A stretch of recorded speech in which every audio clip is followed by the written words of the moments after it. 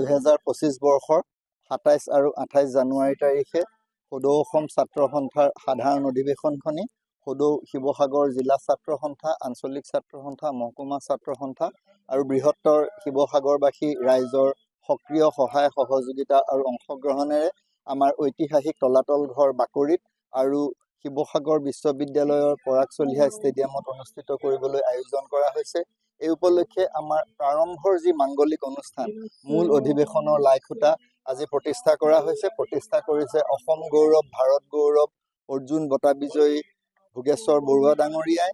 আমি আশা কৰিছোঁ আমাৰ অহা দুদিনীয়া সদৌ অসম ছাত্ৰ সন্থাৰ শিৱসাগৰ সাধাৰণ অধিৱেশনত অসমৰ জাতীয় জীৱনৰ মূল অনুষ্ঠান কেৱল অসমৰে নহয় সমগ্ৰ ভাৰতৰে সৰ্ববৃহৎ ছাত্ৰ সংগঠন সদৌ অসম ছাত্ৰ সন্থাৰ উদ্যোগত অসমৰ জাতীয় জীৱন, অসমৰ সামাজিক, সাংস্কৃতিক, শৈক্ষিক, বৌদ্ধিক, ক্ৰীড়া জীৱনলৈ এক নতুন পৰিকল্পনা, নতুন উদ্যম, নতুন সদিচ্ছা আৰু নতুন আঁচনিৰে আমাৰ কৰ্ম আঁচনিৰ আমি ৰূপৰেখা তৈয়াৰ কৰিব পাৰিম।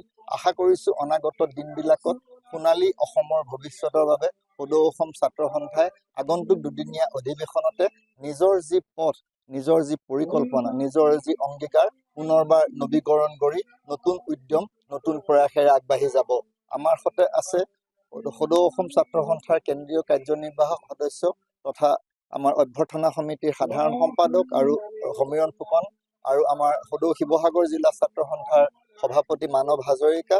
আমাৰ তেওঁলোকে আমাৰ যি অগ্ৰগতি, প্ৰস্তুতিৰ অগ্ৰগতি সন্দৰ্ভত ক'ব। সৰ্ববৃহৎ সাংগঠনিক কাৰ্যসূচী সাধাৰণ সভা।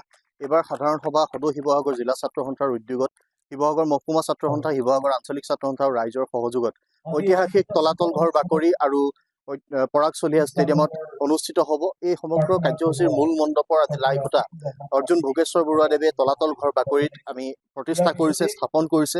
আৰু ইয়াৰ পূৰ্বে আমি উপৰিপুৰুষসকললৈ সেৱা জনাইছোঁ, ফ্ৰাতেৰাৰ ওচৰত জন্মিং বিচাৰি আমি প্ৰাৰ্থনা কৰিছোঁ।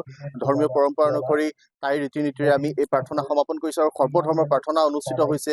আৰু এই সমগ্ৰ প্ৰক্ৰিয়াৰ যোগেদি আমি সাধাৰণ সভাৰ গোটেই বিষয়বস্তুটো আগবঢ়াই নিবৰ কাৰণে আমি পদক্ষেপ গ্ৰহণ কৰিছোঁ। সদৌ অসম ছাত্ৰ সন্থাৰ এই সাধাৰণ সভাখন অনুষ্ঠিত কৰাৰ ক্ষেত্ৰত আমি অসমবাসী ৰাইজৰ অভিভাৱকত্ব বিচাৰিছোঁ, শিৱসাগৰ জিলাবাসী ৰাইজৰ অভিভাৱকত্ব বিচাৰিছোঁ আৰু সমগ্ৰ ৰাইজক আমি সাধাৰণ সভালৈ নিমন্ত্ৰণ জনাইছোঁ। এই সাধাৰণ সভাতে যাতে সদৌ অসম ছাত্ৰ সন্থাই মানুহে বিচৰাৰ ধৰণে, ৰাইজে বিচৰাৰ ধৰণে যাতে আমি জাতীয় জীৱনৰ হকে কাম কাজ কৰি যাব পৰাকৈ নতুন বাটৰ সন্ধান কৰিব পাৰোঁ, ছাত্ৰ ছাত্ৰীসকলৰ সুৰক্ষিত শৈক্ষিক ভৱিষ্যত, সামাজিক, আৰ্থসামাজিক বিভিন্ন ধৰণৰ বিষয়ত যাতে আমি জাতীয় জীৱনক বলিষ্ঠৰূপে লৈ যাব পৰাকৈ অসমীয়া জাতিটোক শক্তিশালী জাতিসত্তা হিচাপে অসমৰ দৰবাৰত, বিশ্বৰ দৰবাৰত আমি প্ৰতিষ্ঠা কৰিব পৰাকৈ যাতে কাম কাজ কৰি যাব পাৰোঁ, তেনেকুৱা ধাৰাৰে কাম কৰিবৰ কাৰণে আমি নতুন বাটৰ সন্ধান কৰিব খুজিছোঁ। আৰু এই সকলো দিশতে আমি ৰাইজৰ অভিভাৱকত্ব পুনৰবাৰ কামনা কৰি সকলোকে সাধাৰণ সভাৰ সমূহ কাৰ্যসূচীলৈ আমি নিমন্ত্ৰণ জনাইছোঁ।